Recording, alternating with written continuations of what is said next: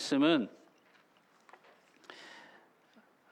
구약성경 시편 23편 6절 말씀입니다.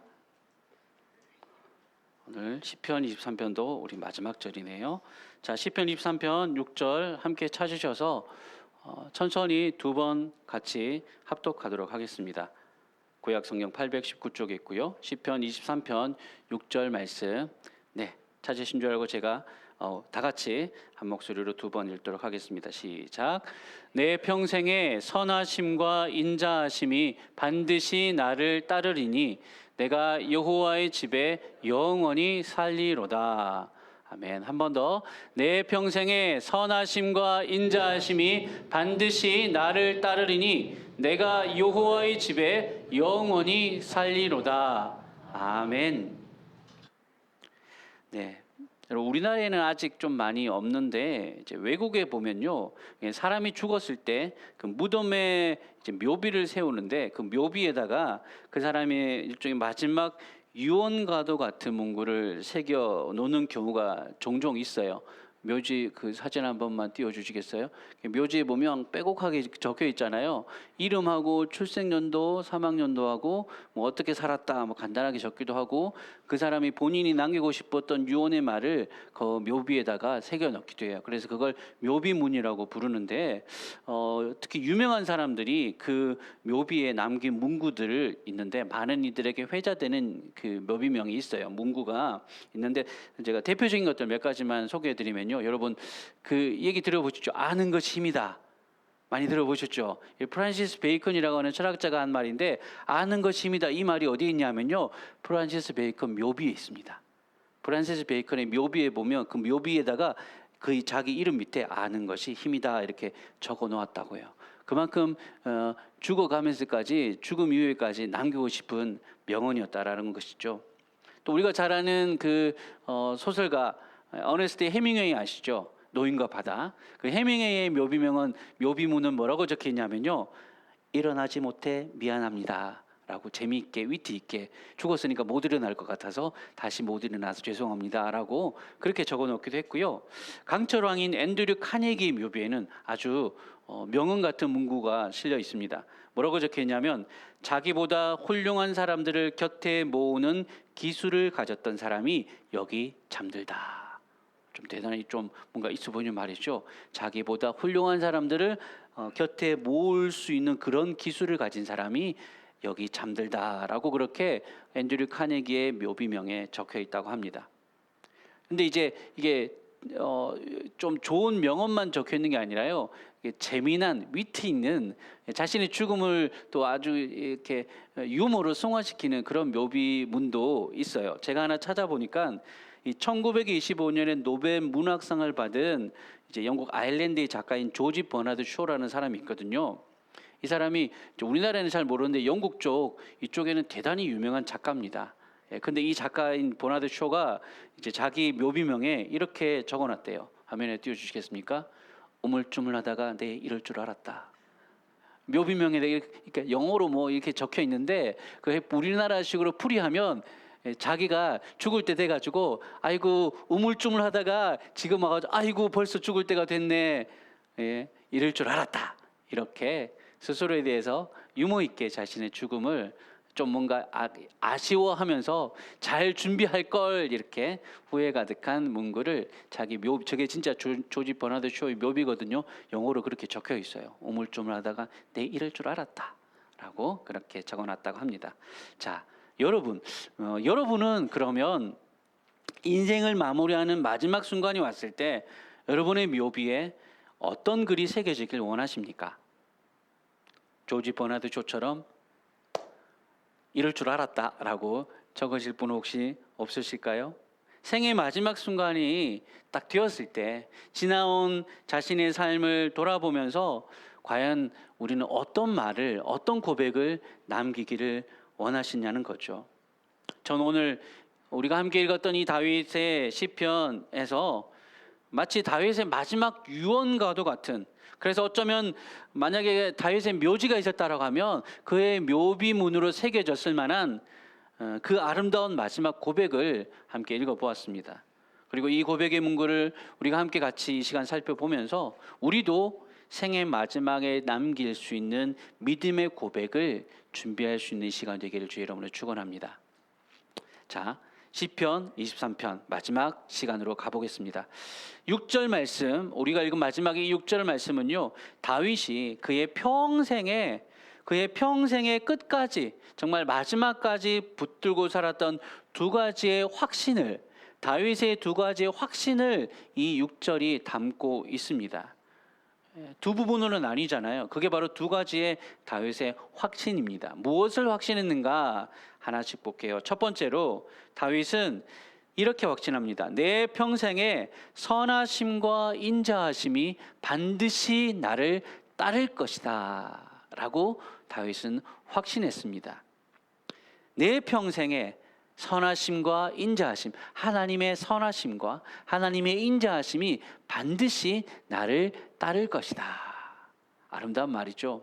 근데 여러분, 여기서 선하심이라고 번역한 히브리어 원어가 토브라고 하는 단어인데요, 이 단어가 언제 또 쓰였냐면, 여러분 창세기에 여러분 하나님께서 천지 만물을 창조하시고 나서 보시기에 어땠다고?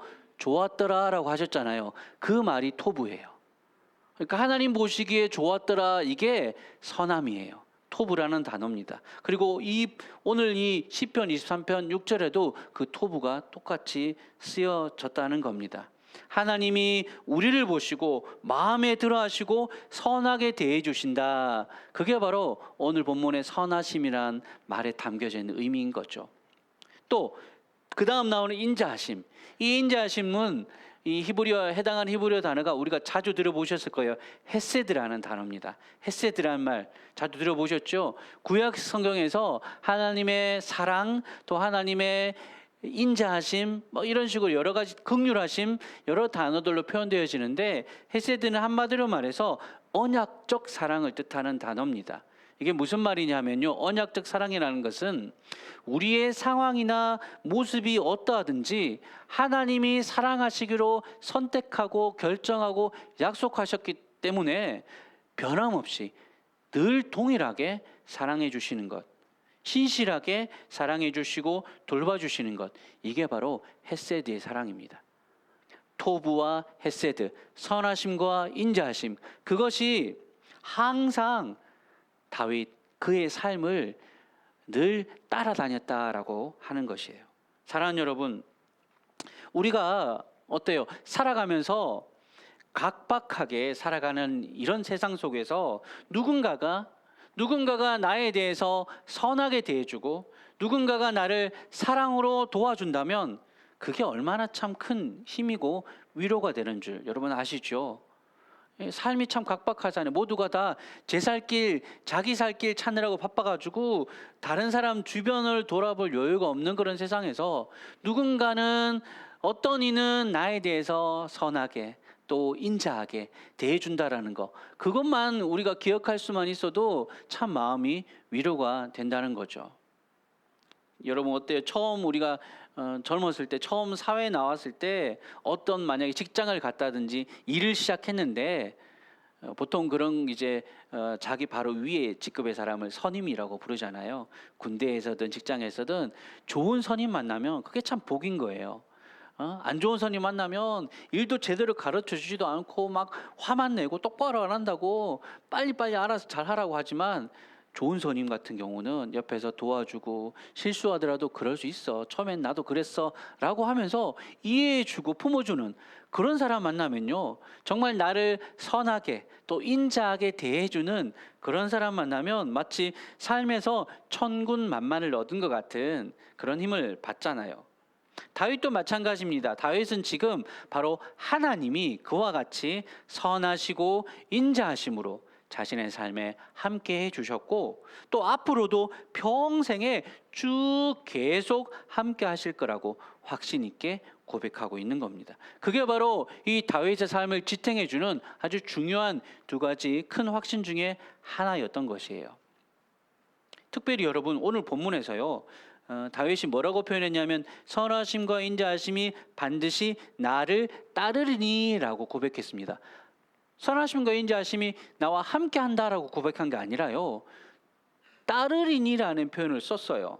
근데 이 단어도 제가 좀 찾아봤더니 히브리어로 나다프라는 단어인데요. 이 단어는 보통 어떨 때 쓰이냐면 적이 추격해 올 때, 적이 나를 따라서 싸우려고 추격해 올 때 쓰는 단어가 바로 이 따른다라고 하는 이 라다프라는 단어예요.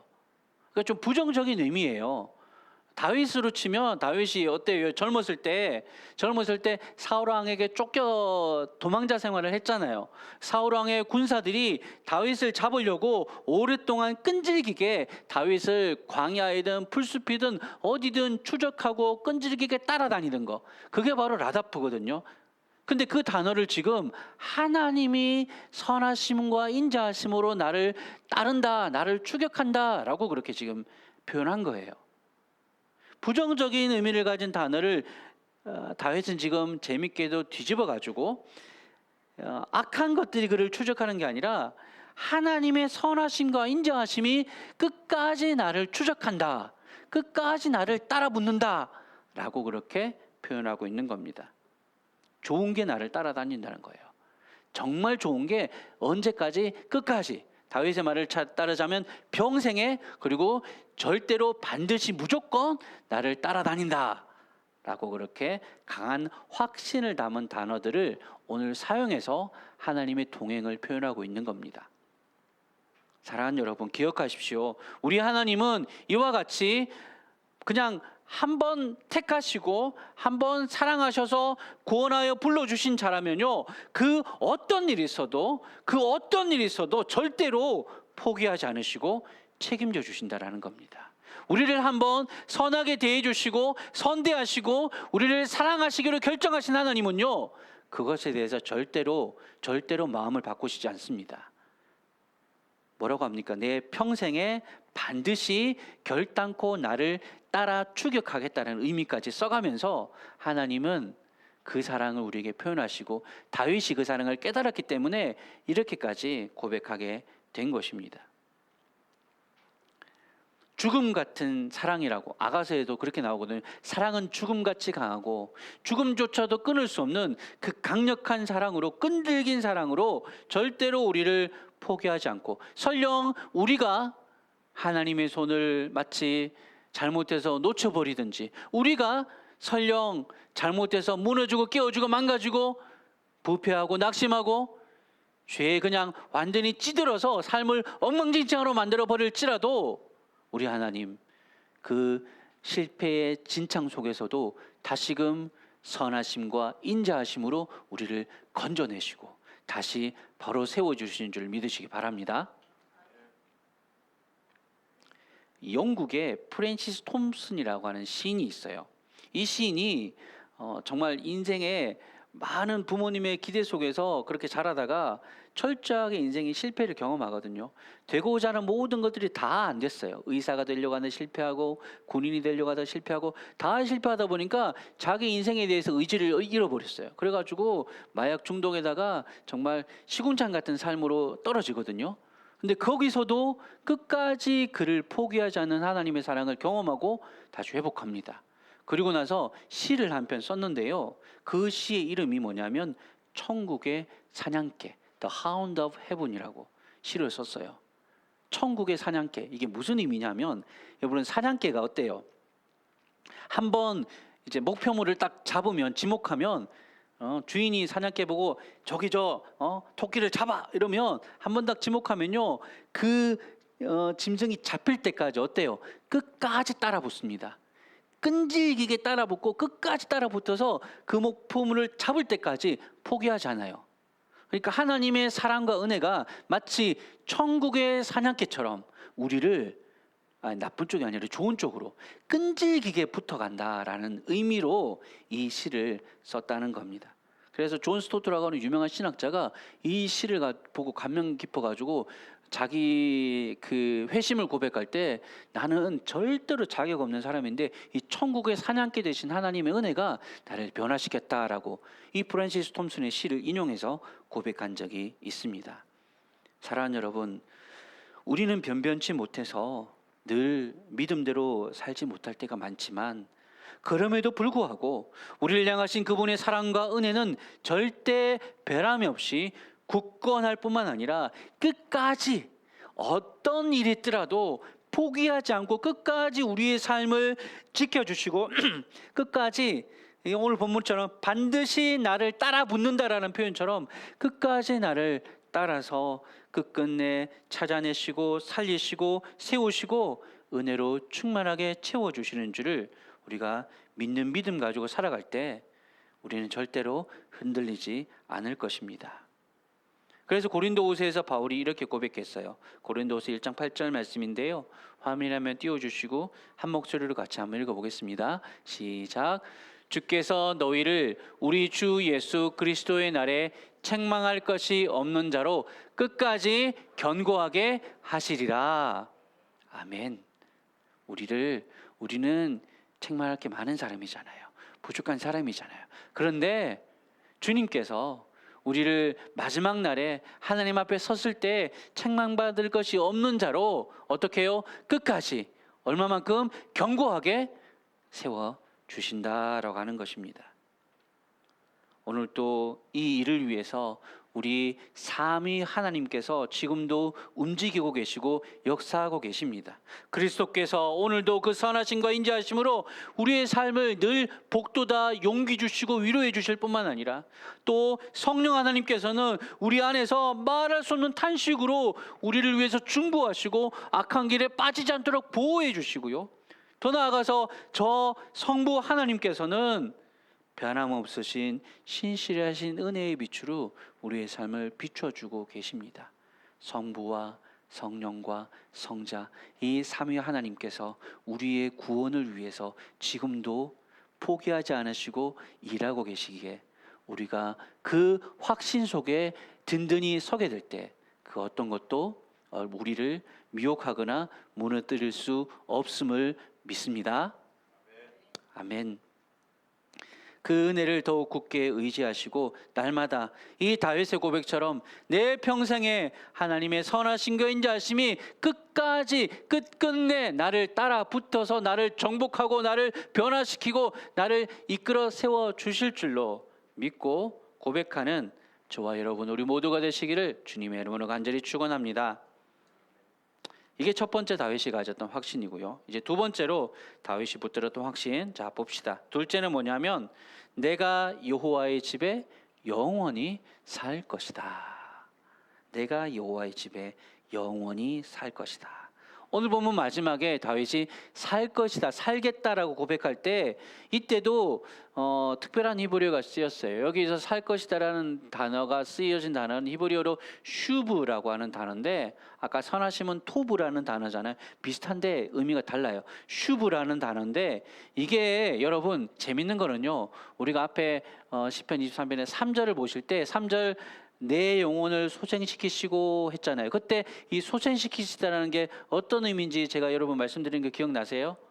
소생시키시다라는 거는 뭐냐면 원래대로 돌이킨다는 의미가 있다 그랬어요. 기억하시죠? 양이 한번 뒤집어지면 어때요? 절대 스스로는 못 세우죠. 목자가 다시 바로 잡아주고 바로 세워줘야 되는데 그게 바로 소생시키신다라는 뜻이래요. 근데 그 소생시키시다라는 뜻의 히브리어도 뭐냐면 슈브예요. 그러니까 지금 여기서 영원히 살 것이다라고 하는 이 살 것이다라는 말이 앞에서 내 영혼을 소생시키신다, 다시 되돌려 회복시킨다는 의미랑 똑같아요. 그러니까 이게 무슨 말이냐? 내가 여호와의 집에 돌이킨다라는 뜻이 있어요. 사는데 돌아가서 영원히 살 거다라는 의미예요. 그러니까 조금 그 의미를 이 슈브라는 이 히브리어 단어를 가지고 조금 더 자세하게 풀어서 의미를 조금 더 직접적으로 전달하기 위해서 해석하자면 이런 겁니다. 내가 여호와의 집으로 돌아가서 그곳에서 영원히 주님과 함께 거하게 될 것이다 라고 그렇게 지금 다윗이 고백한 겁니다. 여호와의 집으로 돌아간다. 하나님 계신 곳으로 돌아간다 라는 표현인 거예요. 여러분 다윗은 우리가 잘 아시다시피 평생에 하나님의 전을 사모하며 살았던 사람이 아닙니까? 그에게 하나님의 집은 안식처고 마음의 고요함과도 같은 곳이었어요. 그래서 시편 27편에도 우리가 잘 아는 이런 고백을 했습니다. 시편 27편 4절 말씀에 내가 여호와께 바라는 한 가지 일 그것을 구하리니 곧 내가 내 평생에 여호와의 집에 살면서 여호와의 아름다움을 바라보며 그의 성전에서 사모하는 그것이라. 아멘. 내 평생에 여호와의 집에, 하나님의 집에, 내 아버지의 집에 살면서 그 아름다움을 바라보면서 살고 싶습니다라는 것, 그 고백이 다윗의 평생의 소원이었다는 거죠. 사랑하는 여러분, 여러분은 평생에 한 가지 소원을 말하라면 무엇을 말하시겠습니까? 솔직히 말해볼까요? 내 평생의 소원은 부자 되는 겁니까? 내 평생의 소원은 좀 더 큰 집에 사는 겁니까? 내 평생의 소원은 좀 사람들 앞에 우와 부러움 받을 만한 인생이 되는 겁니까? 뭐 누구처럼 명예와 권세를 누리는 것까지는 아니더라도 그래도 뭔가 좀 남들보다 좀 더 나은 삶을 살고 싶은 것, 그것이 우리의 소원일 때가 얼마나 많습니까? 그런데 여러분, 시간이 지나고 나면요, 진짜 우리가 원하는 게 뭔지가 점점 더 분명해질 때가 있어요. 진짜 우리가 원하는 것은요, 가장 우리에게 좋은 것은 뭐냐면 우리의 영혼이 쉴 곳을 찾는 거예요. 몸이 쉴 곳 찾는 게 아니라 우리의 영혼이 쉴 곳을 찾는 거예요. 그래서 여러분, 그 아주 유명한 자이언티라는 가수가 있어요. 그 가수가 부른 무슨 노래지? 노래 제목 기억 안 나는데 이런 가사가 있어요. 집에 있는데도 집에 가고 싶어. 여러분 이해가 되세요? 집에 있는데도 집에 가고 싶대. 아주 심오한 말이에요, 여러분.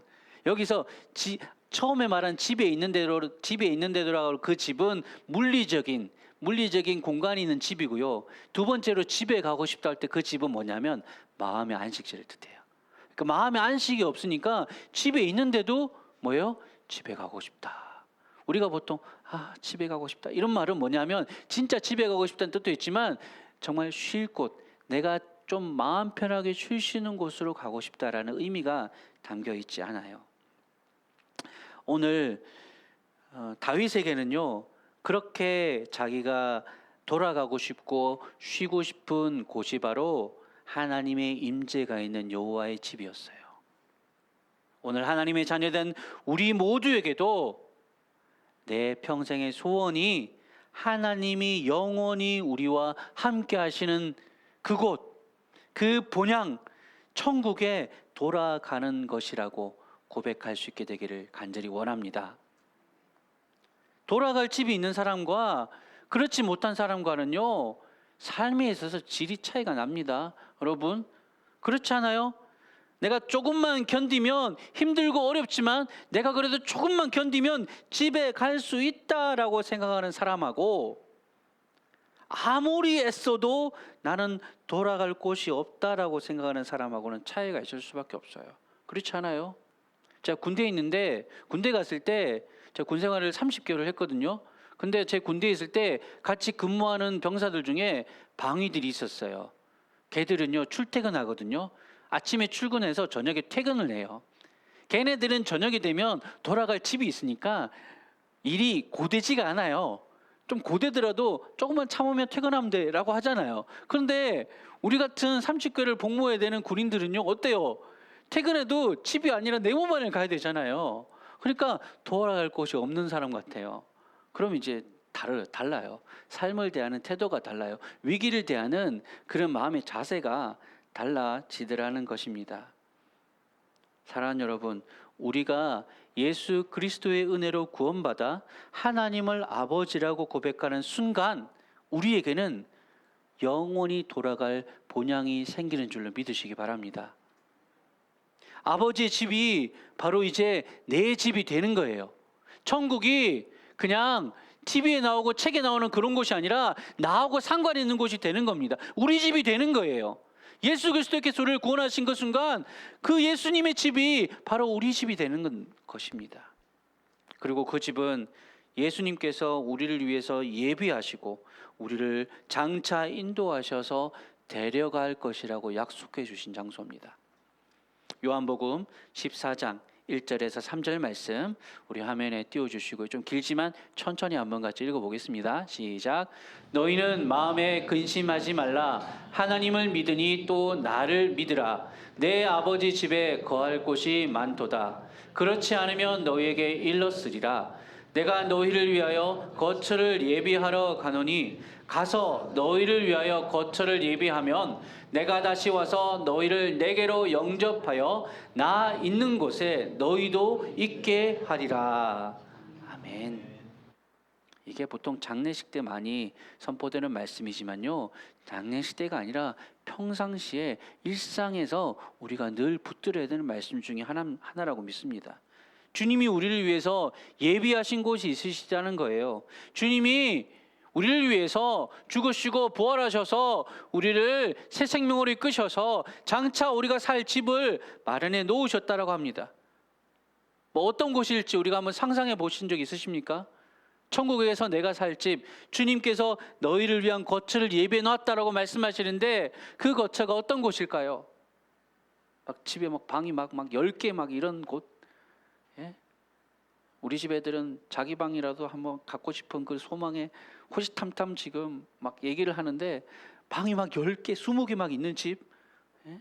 화장실은 막 방마다 다 딸려 있고, 집안에 정원이 있고, 실내 수영장이 있고, 골프 연습장 집안에 다 있고, 막 그런 막 궁궐 같은 집, 그런 집들을 예배해 놓으셨을까요? 뭐 또 더 바라는 거 있으세요? 집이 있었으면 좋을 거 다 한번 얘기해 보세요. 뭐든. 자, 여러분, 그거 다 있으면 거기가 진짜 행복한 내 집이 될 것 같습니까, 여러분? 물론 조금은 좋겠죠. 근데 그거 사실은 그게 중요한 게 아니에요. 진짜 좋은 집은요, 뭐냐 하면 그곳에서 누구랑 함께 사는지가 중요하죠.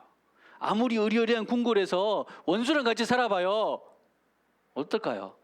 사는 게 아니죠. 아무리 의리한 좋은 집에서 만맞지 않는 사람, 미워하고 싫어하는 사람하고 같이 살아봐요. 그것만큼 지옥이 없거든요. 진짜 좋은 집은 뭐냐면 내가 정말 사랑하는 사람하고 내가 정말 같이 있고 싶은 사람하고 있는지가 중요해요.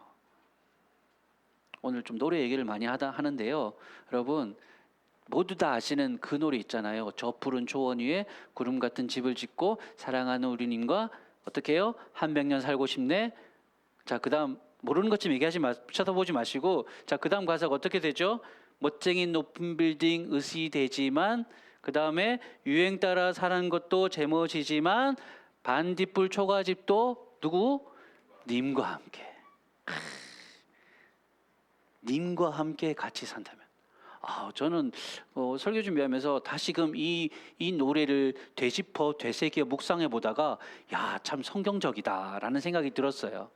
그 님과 함께면 앞에 한 자만 더 붙이면 주님과 함께 되면, 자, 멋쟁이 높은 빌딩 으스대지만 유행 따라 사는 것도 제멋이지만 반딧불 초가집도 누구와요? 주님과 함께면 좋다라는 거죠. 여러분, 하나님이 함께하는 그곳이 바로 우리의 본향이고 우리 아버지 하나님이 우리를 기다리고 계신 고향입니다. 언젠가 그분이 우리를 부르셔서 사랑하는 내 아들 내 딸아 이제 집으로 그만 오려무나라고 부르실 때, 어서 와서 이제 너를 위해 준비한 나의 잔치에 참여하라고 부르실 때가 우리의 삶에 올 것입니다. 여러분, 그때를 위해서 지금을 살아가는 지혜가 우리에게 있기를 소망합니다. 주님과 함께 영원히 살 집에 돌아가기 위해서 잠시 머물 이 땅에 너무 그렇게 미련두지 말았으면 좋겠습니다. 세상의 성공과 인정 필요하고 좋아요. 근데 너무 그것에 마음 빼앗겨 사느라고 진짜 우리가 돌아갈 집에 살아갈 준비는 전혀 하지 않고 살아가는 것, 하나님에 대한 믿음과 하나님의 뜻을 순종하고 그 은혜를 배워 알아가는 삶에 대해서는 아무런 관심이 없는 삶을 살아가다가 나중에 아까 말한 조지 버나드 쇼의 묘비명 기억하시죠? 우물쭈물하다가 내 이래 될 줄 알았다라고 후회할 때가 반드시 올 겁니다. 그러니 주님이 부르신 부르심의 상을 쫓아서 주께서 맡겨주신 일에 늘 충성하면서 이 땅에서 하나님의 영광의 빛을 이 어두운 세상에 비추는 소명의 사람으로, 복음의 사람으로, 진리의 사람으로 살아가시는 저와 여러분 되시기를 주의 이름으로 간절히 축원합니다. 그래서 언젠가 주님께서 집에 오너라 라고 부르실 때 누구나 다 가야 되잖아요. 주님 부르시면 아무도 못 가요, 기다리세요 할 수 있는 사람 아무도 없습니다. 때가 되면 우리가 다 가야 돼요. 그때 주님 앞에 섰을 때 부끄러움이 없는 믿음으로 하나님 앞에 설 수 있는 여기 모인 우리 모두 다 되실 수 있기를 주님의 이름으로 간절히 축원합니다. 아멘. 정말 말씀을 마무리하겠습니다. 앞서 설교 서두에 제가 유명인들의 묘비명에 대해서 말씀을 드렸죠. 우리나라에도 아름다운 글귀가 새겨진 묘비가 하나 있습니다. 천상병 시인이라고 하는 분이 그가 생전에 적은 귀천이라는 시의 한 구절을 자기의 묘비 뒤편에 새겨 놓았어요. 아주 유명한 구절인데 바로 이 구절입니다. 나 하늘로 돌아가리라. 아름다운 이 세상 소풍 끝내는 날 가서 아름다웠다고 말하리라. 이렇게 자기의 묘비문에 그렇게 적어 놓았습니다. 이 땅의 소풍을 끝내고 하나님께 돌아가는 날 우리는 그럼 어떤 고백을 할 수 있을까요?